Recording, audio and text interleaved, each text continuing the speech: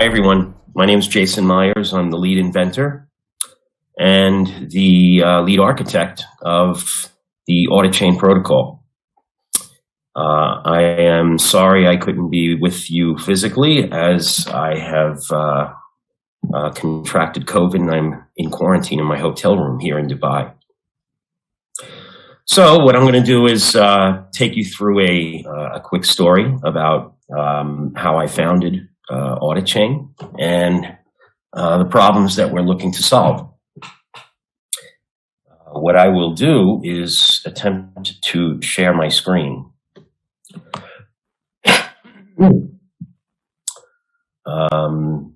The producers are going to have to enable me to share my screen, but pending the enablement, I started AuditChain in response to a conflict over an accounting with a regulator, and it altered the trajectory of my career.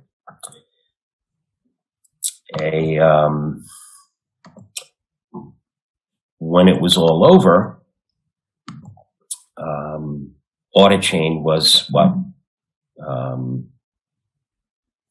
came about. So I began writing a paper titled Decentralized Continuous Audit and Reporting Protocol. Now, I sat next to the audit and financial reporting profession my whole life as a banker. The first person I called was my SOC auditor.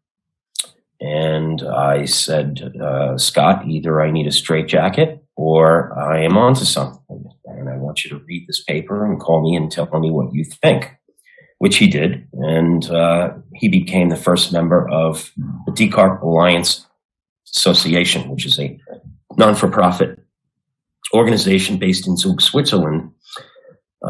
We have almost 100 members of the accounting, audit, financial reporting, and blockchain community now. So what AuditChain is a decentralized accounting, reporting, audit, and analysis virtual machine that automates and provides proof of assurance on the world's business and financial information. The global accounting assurance and professional services market is estimated to be approximately $550 billion and is expected to grow to over $650 billion by the end of the year 2024. There are 4 firms that dominate that market, which I want to talk about. It's a highly centralized global assurance framework.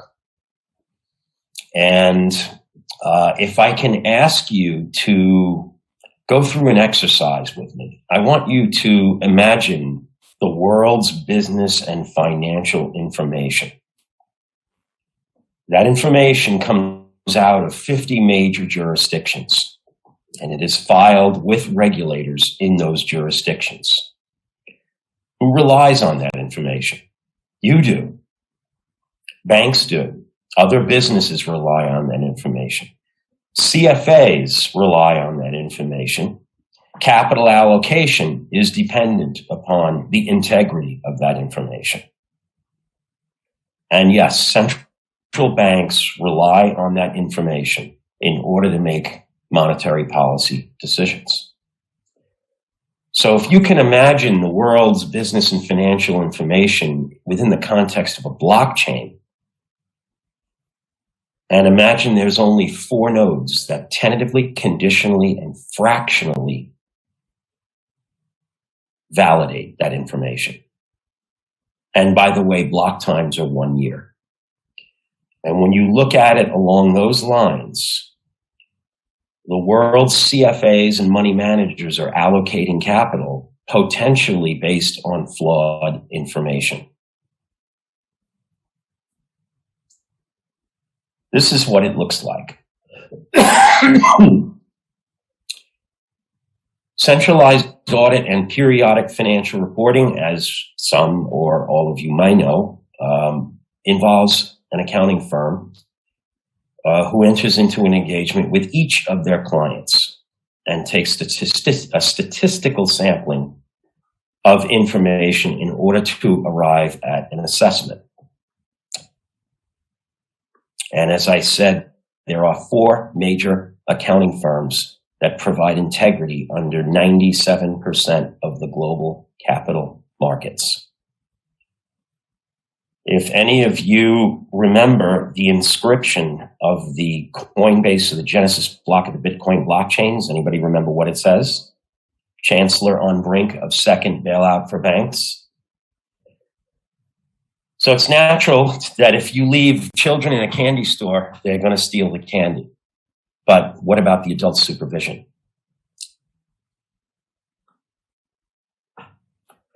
So our solution is simple. It's a decentralized expert protocol.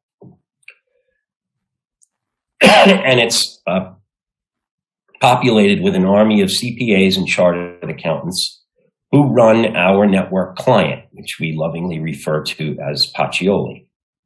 And it provides blockchain-style enterprise external validation, otherwise known as audit. It's cost prohibitive to commit fraud. It's investor-centric. And it's suitable for an open ledger-based society like the one we are beginning to live in. It's backwards compatible, which means that anyone who submits to the protocol is 1 click away from filing with any of those 50 jurisdictions. Some of the benefits include a reduction in budget appropriation requests from regulatory agencies because of substantial increases in efficiencies. And we hope it'll reduce monetary debasement. So it all starts with the audit token. And that token can be delegated to accountants and non-accountants who are running the Pacioli node. You are required to stake a minimum of 5,000 audit tokens in order to run a Pacioli node. Your hardware and your performance will depend upon how many other people delegate their stake to you in pools. So instead of a single auditor auditing many enterprises, it's many auditors auditing a single enterprise. And when they're all connected, you have a substantial increase in the integrity of the world's business and financial information. And when you connect all of these cohorts together, it enables you to turn data into information, information into knowledge, and knowledge into wisdom.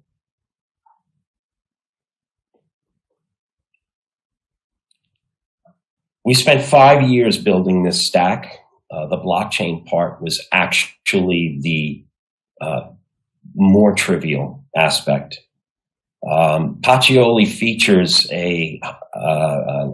it's a logic-based reasoning engine built on Prolog, which is logic-based. And at the top is an XBRL semantic logic layer, which is global standards-based. Those 50 jurisdictions that I referred to earlier all require the use of extensible business reporting language when you file business and financial information with any of those jurisdictions. So ours is a layer 2 protocol, which means that there's an open architecture that allows analysis of the world's filed information, and then a core factory contract that it acts as the digital engagement agreement between an enterprise and a cohort of auditors. And as you can see, it sits on top of Ethereum, and we're experimenting on different scaling solutions and bridging technologies. We use NFTs, but we don't use them for art. We're the first to deploy the ERC 721 standard to represent process control NFTs.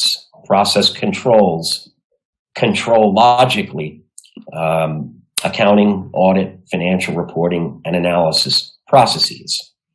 And the more that these controls are contributed to the virtual machine, the less ambiguity and the more resolution is added to financial state articulation. And each time they're used, the creators get paid a royalty in audit, and the auditors that proved that those controls worked properly also get paid in audit.